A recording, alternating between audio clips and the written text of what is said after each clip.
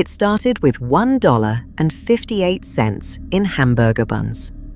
A man walks into a Dollar General in Columbus, Georgia. He hands the cashier 2 crumpled dollar bills. She starts to straighten them out. A routine, forgettable moment, repeated 1,000 times a day in stores like this one. Then he steps to the side, pulls out a gun, and fires. In seconds, 44-year-old store manager Alexis Hill is dead.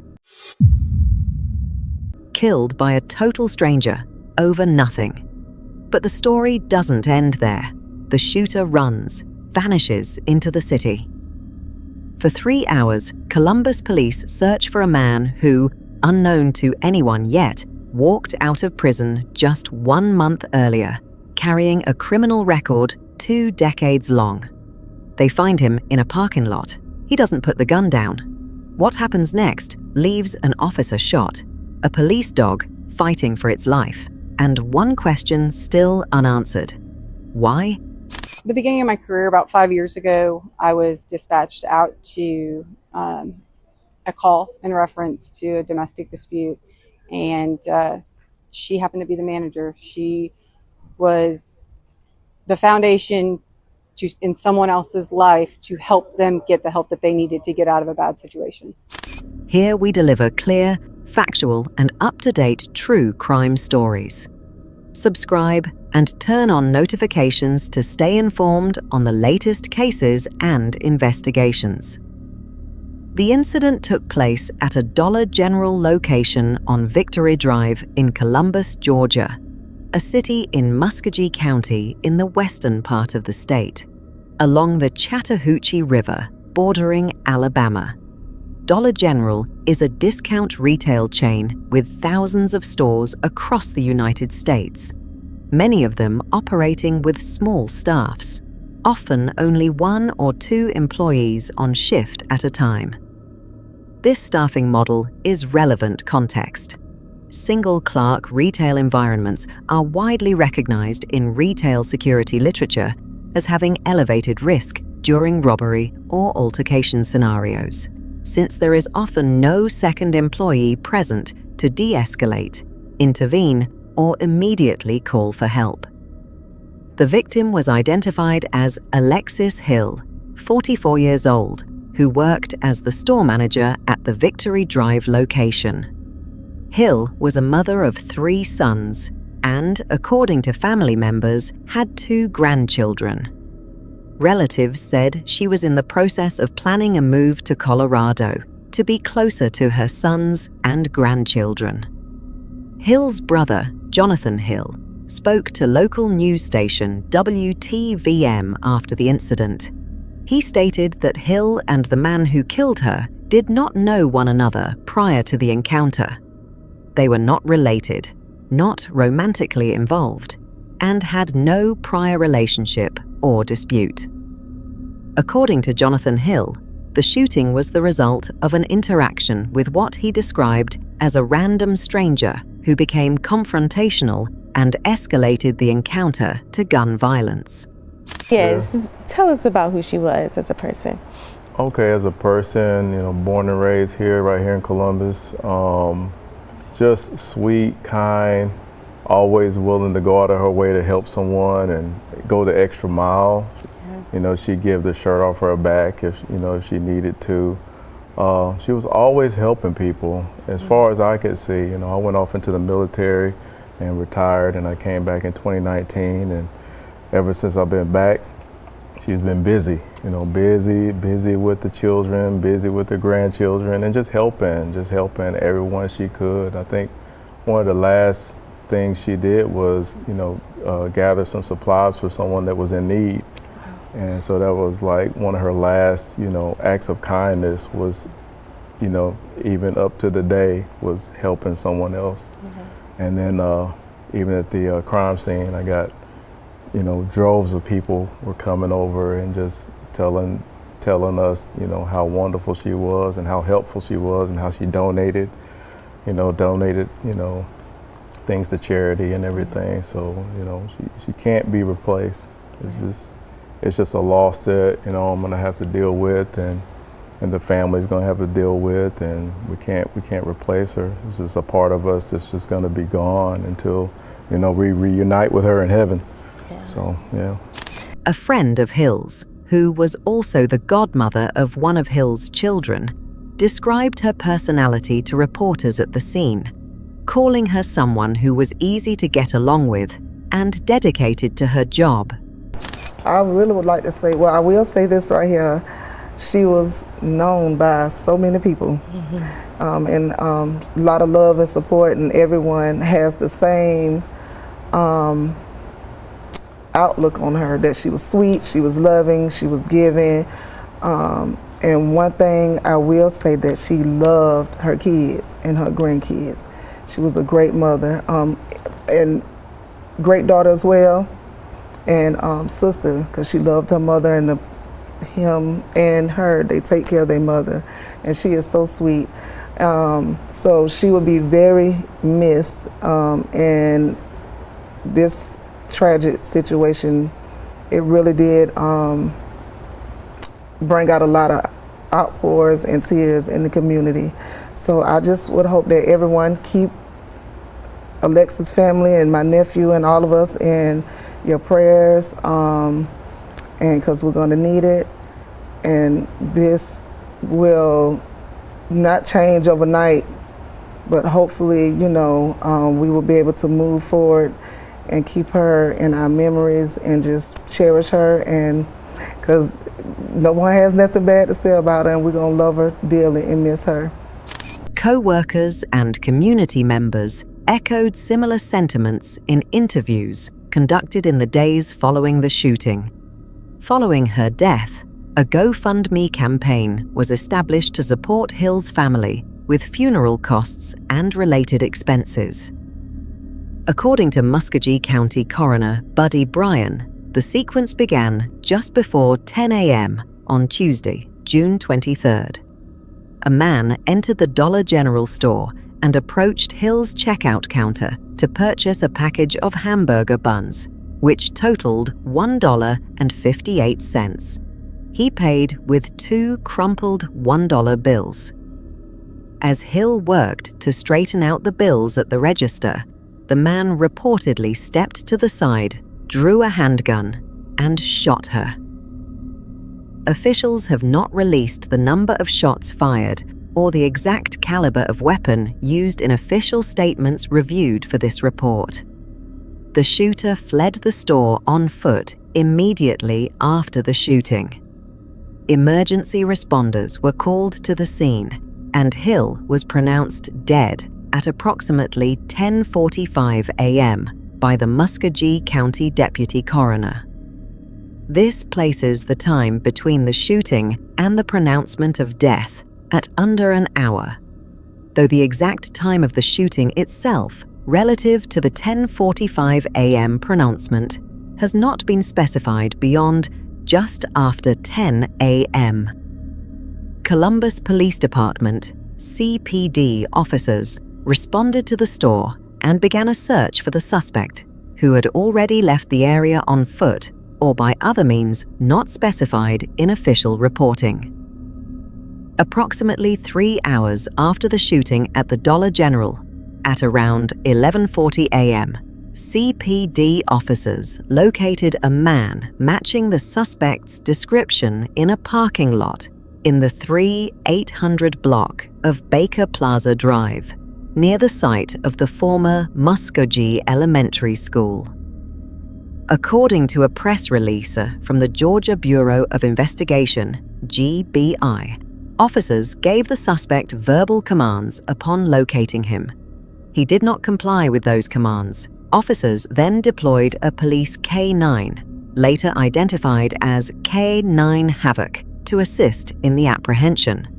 At that point, according to the GBI, the suspect produced a handgun and fired at the K-9 officer, striking the dog. He then continued to point the weapon at the responding officers. Officers returned fire, striking the suspect multiple times. He was pronounced dead at the scene at 1:16 p.m. During this exchange, one Columbus police officer was also shot. Both the officer and K9 Havoc sustained injuries described by police as non-life-threatening. The officer has since been treated and is expected to make a full recovery. K9 Havoc was reported to be in stable condition, but was expected to require surgery. Columbus Police Chief Stoney Mathis made public remarks following the second shooting, delivering a pointed message aimed at anyone who might target Columbus police officers, stating that lethal force would be met with lethal force by his department. This statement drew national attention and was widely circulated on social media in the days following the incident. Police also stated publicly that there was no ongoing threat to the public following the suspect's death. The suspect was initially identified by authorities as Jerome Willis, age 33. Some early news reports used a slightly different spelling of his name before outlets issued corrections. His full name was later confirmed through Georgia Department of Corrections, GDC records, as Jerome Markey Willis, sometimes also reported as Jerome Markey Willis in secondary reporting, born in 1993. Georgia Department of Corrections records, reviewed and reported on by local media following the shooting, show that Willis had an extensive criminal history in Muscogee County dating back more than a decade. Key elements of that record include a 2007 conviction when Willis was a juvenile for robbery in Muscogee County. He was sentenced to 20 years with 10 years to serve in custody.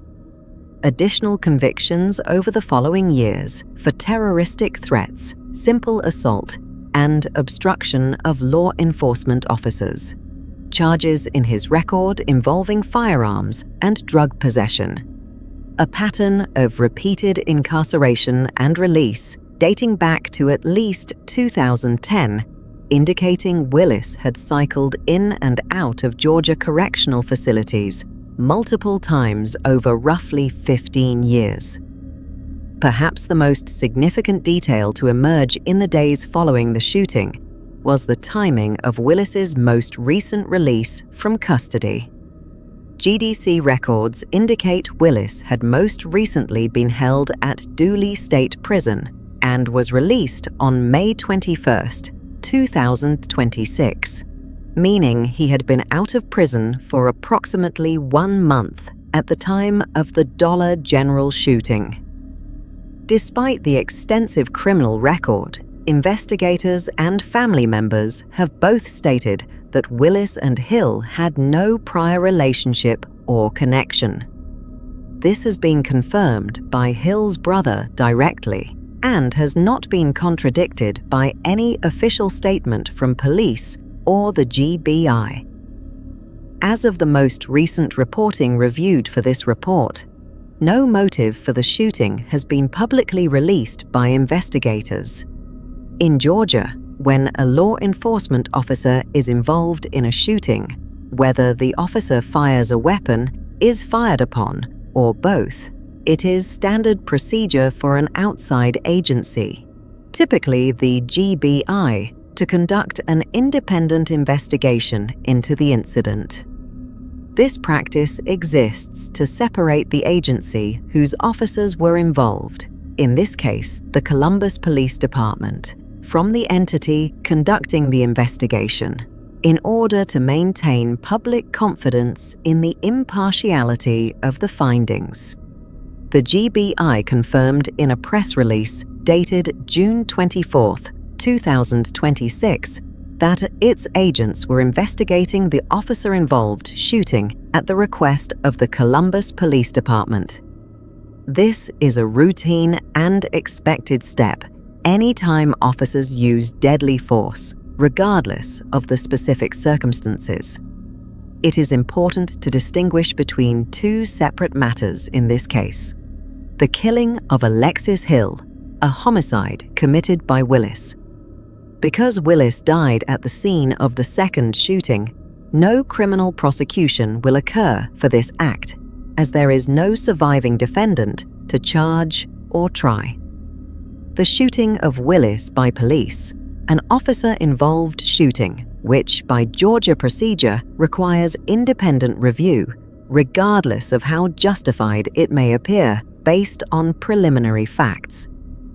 This is the portion of the case still formally under investigation by the GBI. Per standard procedure for officer-involved shootings in Georgia, Willis's body was transported to the GBI crime lab for an autopsy. Results of that autopsy had not been publicly released as of the most recent reporting reviewed for this report. As of the most recent update available, the GBI's press release describes the investigation as active and ongoing, with a request for anyone with relevant information to contact the GBI's Regional Investigative Office in Columbus or submit information anonymously through the agency's tip line. Dollar General issued a statement following Hill's death, expressing condolences to her family and co-workers. The company confirmed it had been in direct contact with Hill's family to offer support, that the specific store location was closed following the incident, and that grief counselors were made available to employees in the area. The company also stated it was cooperating with the ongoing law enforcement investigation. Local clergy and community members spoke publicly about Hill's death in the days that followed. One local pastor, in comments to a Columbus television station, described the emotional impact of the loss on the broader community, framing it in terms of the loss felt by parents and families generally. Co-workers and acquaintances described Hill in interviews as personable and hard-working, consistent with the general characterization offered by her family. The case drew significant national media attention, in part because of the specific and seemingly minor nature of the transaction that preceded the shooting: a $1.58 purchase of Hamburger Buns, which many outlets highlighted directly in their headlines. The case was also amplified by the follow-on shooting involving police and a canine officer just hours later, as well as by Police Chief Stoney Mathis's public remarks regarding officers being targeted. As of the most recent available reporting, several elements of the case remain unconfirmed or unreleased by authorities. Motive. No motive for the shooting has been publicly disclosed by police or the GBI. Family members have ruled out any prior relationship or dispute between Hill and Willis, but the underlying reason for the attack has not been explained. Autopsy results. The results of Willis's autopsy, conducted at the GBI Crime Lab, have not been made public in the sources reviewed for this report. Final GBI findings. The GBI's independent review of the officer-involved shooting was still active and ongoing as of the most recent update, meaning a final determination on the shooting's justification had not yet been formally released. Weapon details, specific details about the firearm used by Willis, including how he obtained it given his status as a convicted felon, have not been disclosed in available reporting. This case involves two connected but legally distinct incidents on the same day. The homicide of Dollar General store manager Alexis Hill during what began as a routine retail transaction, and the fatal shooting of the suspect Jerome Willis by Columbus police officers roughly 3 hours later, after he allegedly fired on a police K9 and pointed his weapon at officers. Willis had an extensive criminal record spanning nearly 2 decades and had been out of prison for approximately 1 month at the time of the shooting. No relationship between Hill and Willis has been established, and no motive has been publicly released. The Georgia Bureau of Investigation continues to review the officer-involved shooting as a matter of standard procedure, while the underlying homicide investigation is effectively closed due to the suspect's death. Dollar General has confirmed cooperation with the investigation, and the affected store was closed in the immediate aftermath, with grief counseling made available to staff. Thanks for watching. Did you find this case informative? If you want more true crime stories, don't forget to subscribe and turn on notifications.